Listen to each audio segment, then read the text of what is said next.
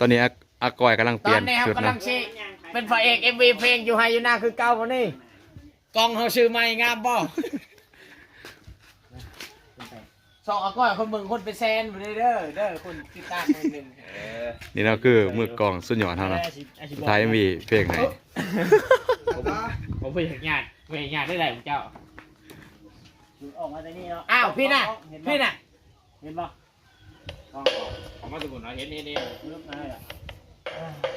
เหี้ยดึงเข้ามากองยางมาเลยกองยางมาผ่านปื้บก็ลงเลย ผู้กำกับเขาเราคือโจเล่าไต่นะ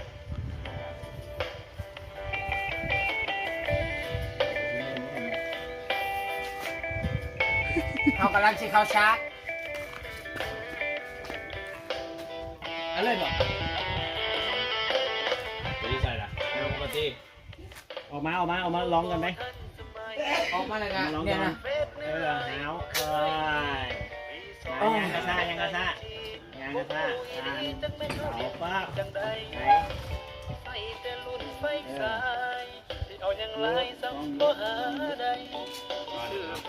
ก่อนอันนี้ซ้อมเอาไหม อันนี้ซ้อมซื้อ ฝากติดตามด้วยนะคะ นางสาวอากอย นางสาวอาก้อยเริ่มเล่นบ่ กูขี้เดียดกดเด้ จับให้ตัวนี้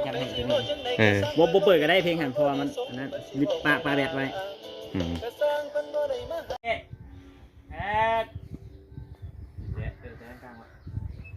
โอ้ยเอาไหม ทำไมไม่ กูโบหู้ซะมาหน่ายใช่เอาได้มานี่ จะฟ้าเด้อจะฟ้าสิบอกแอคชั่นเหยียดซ้ายเหยียดขวาค่อยๆเด้อเฮ็ดซ่าๆเด้อยาง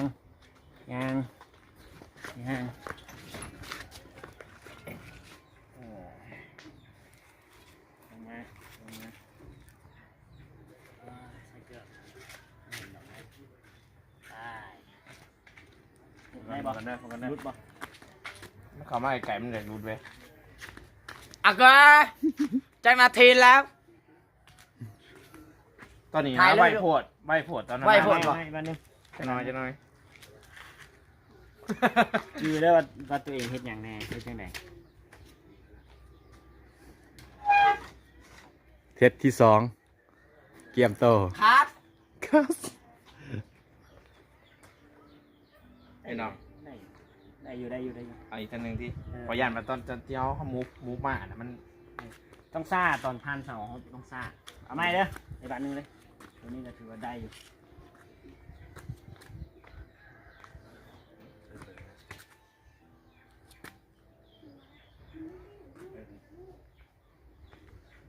เอา แอคชั่นมาเหยียดซ้ายเหยียดขวายางโอ้ยปอไม่กองไปไว้พุ่น ไปได้ยืนน้ำกี่นะ บมันคนยางพร้อมกัน เทคที่สาม 3 ไป รู้สึกว่ามันไก่ใช่ป่ะเอาลงอีกได้ป่ะให้มันเห็นเลยแต่นี่เบาๆเห็นนิดนึงแอคชั่นซ่าเหยียดคอยยางบ่ต้องมีประตูก็ได้ยางมา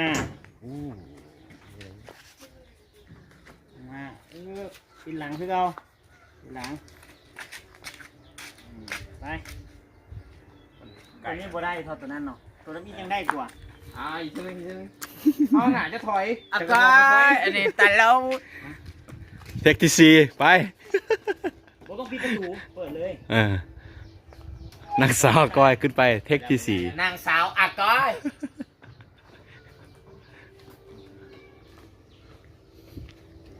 ลงอีกปล่อยดิไก่ใกล้หรือไก่วะพวกนึงนี่ไม่รู้จักเลย ออกมาเลยฟังก่อนไอ้ซ้ายขวายางไป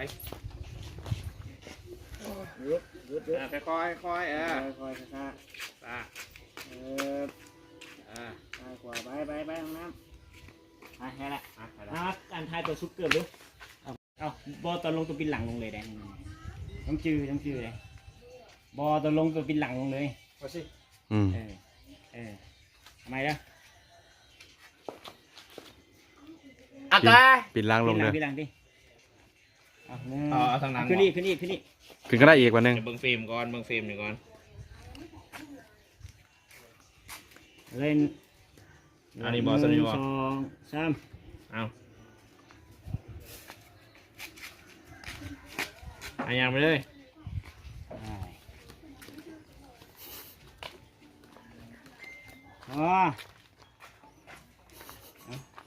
นะให้ตัด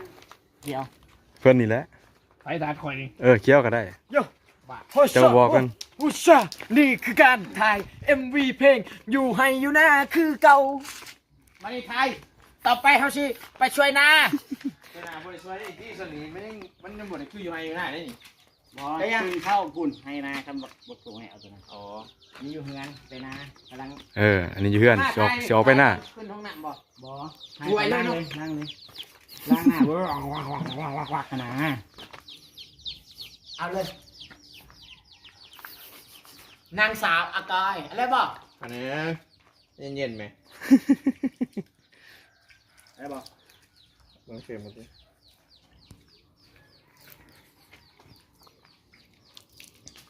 ได้บอก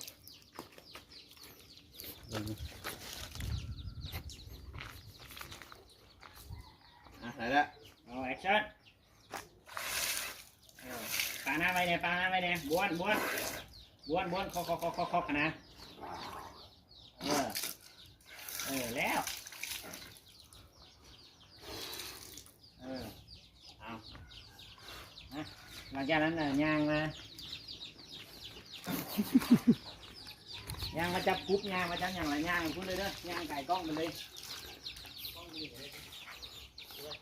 เทคที่2ผ่านไป ผ่านไปแล้วเทป2นะ ท่านผู้ชมอากายให้เอายางมาได้เบิ่งทรงยางผ่านเกาะ บอย่างมาทำเลยกูต้องจับกุ๊บตัวนั้นกับจกเด้อ หมวกหรือกุบ กรุ๊บ เด้อ นี่คุก เด้อ พอกัน มันบุก ไฟรอยเศร้าฟิล์มเลยนี่รอยเศร้าเลย ยังไงสิงามจัดเลย 1 2 3ไปโพดยางไว้เอาไหมไปโพด แจ้งข้า สาโพด ปกติจะเอามาไว้ก่อนนะ1 2 3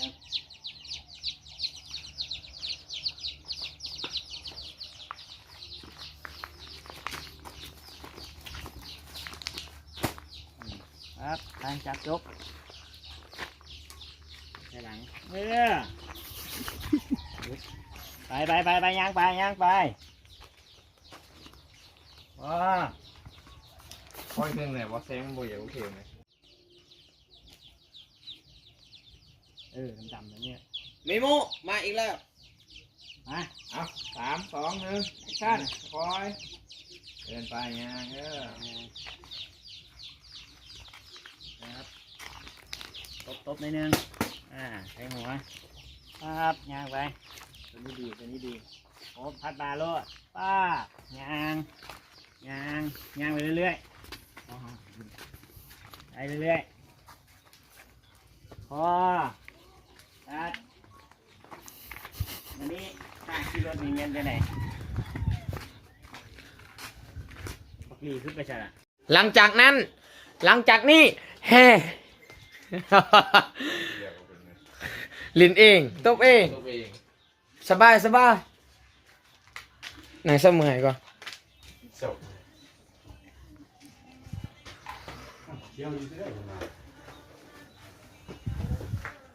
นี่คือการถ่ายหนังนะหนังบอลหรือ MV เพลง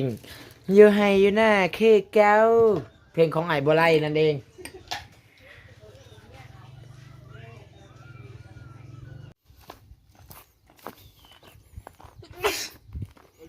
โทรศัพท์บ่มีบ่มีไปถ่ายไหน อืม ไป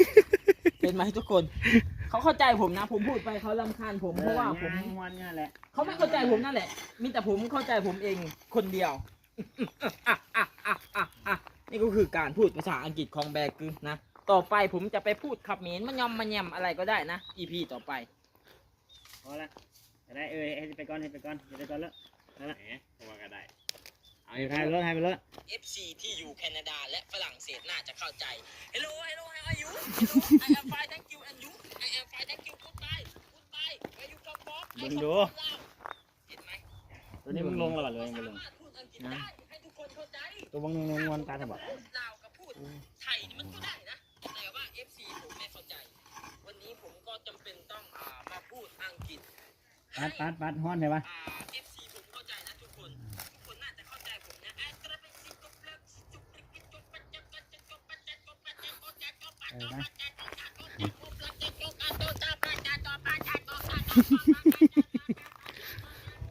พอ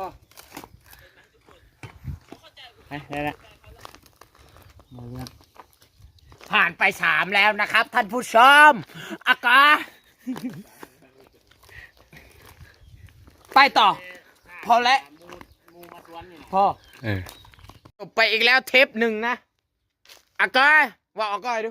อะก้อย อย่าเอ้ย อย่าเอ้ย แน่ว่าอย่าเอ่ยกับเป็นเขาว่าอากากับเป็นคือกัน ลิปซิงเจ้าหนีไทยบ่ เล็บชิงกระทาย ไทยที่ไป เมื่อยบ่มื้อนี้เป็นจังได้อ้าวบรินน้ำสัมยาซะเขาบ่ได้ยินดอกผมเขาบ่อยากเว้าเขาเมื่อยเขาก็เมื่อยคือกันแต่เขาบ่อยากเว้าซื่อๆไอ้ตุ้ย ยัง ฮัลโหล ฮัลโหล เรือนหอคือห้องเศร้าพญาทักเขามีพี่ เอาแล้วลิขสิทธิ์บ่มีห้องอีกเว้ยยังวะ เอ้าใครเอาออกมานี่ โจมันเอามาผัด เขาก็ย่างไปตลอดแล้วก็แดดกะยามันกะบ่เป็นหยังอันนี้คือทงนาของเราเองทงนาอาก้อยพออาก้อยเอามืดแหงอลีนี่แหนมมายัง บอกกันด้วยเผื่อยังไง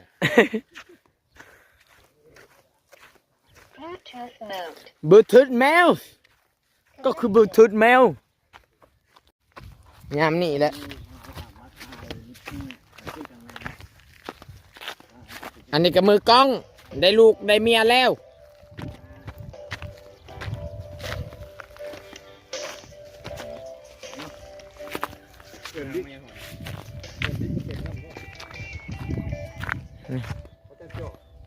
แบบนี้เลยมาชิมีอีช่าง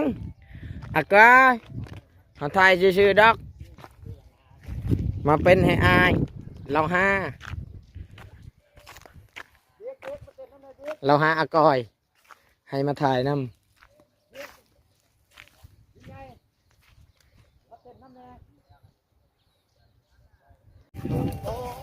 นี่บ่เพลงนี่บ่ ฮ้อนนี่ได้บ่ได้แล้ว มือกลองเมื่อยบ่ บ่เมื่อย พวกเก่ามูไหน มือกลองบ่เมื่อยใครแน่คันมือกลองเมื่อยนี่โอ้ยตาย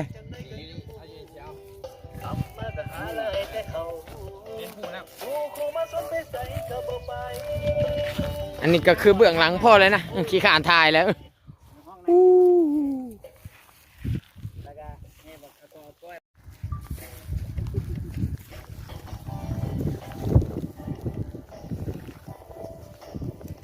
นักห้องอยู่ทั้งกลางตีล่ะ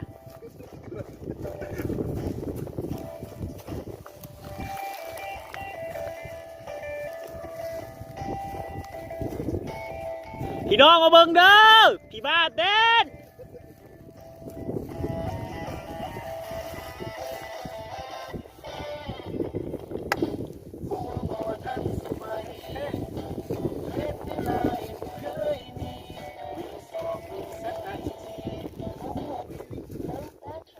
เจ็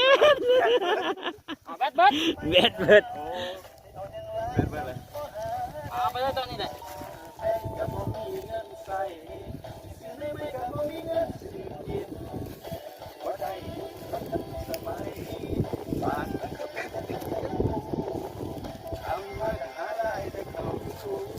หมูคู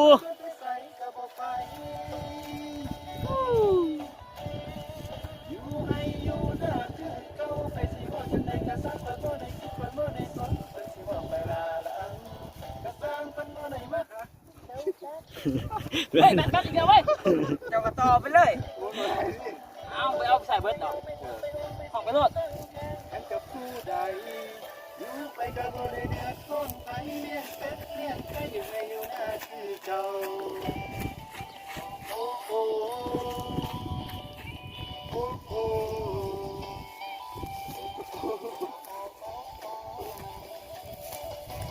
ดินบนสมุทรสมัย เฮ้ยมัดเดี๋ยวไว้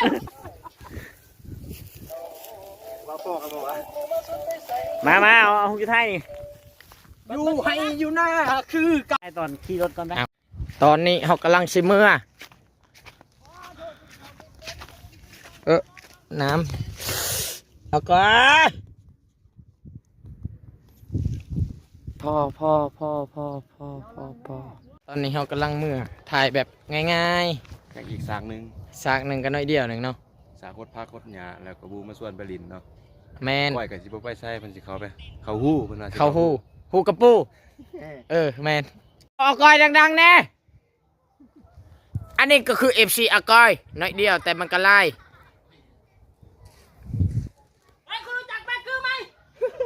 จริตไม่รู้จักแบคือรู้จักแต่อากอยว่าดู เงียบกิ๊บ เขาไม่รู้จักแบกคือเขารู้จักแต่อาก้อย อากอยนี่ FC เยอะนะ รู้จักแบกคือไหม เงียบ แบกคืออากอยว่าดูว่าอากอยฟังแน่ ห้องไม้บิ๊กห้องไม้แบกคุณรู้จึก บายบาย อาก้อยเห็นยัง นี่คือเบื้องหลังของการถ่าย MV เพลง อยู่ให้อยู่หน้าคือเก่าอากอยว่าอากอยแน่อากอยว่าอากอยแน่ว่าดังๆบายบายอากอยว่าดังๆแน่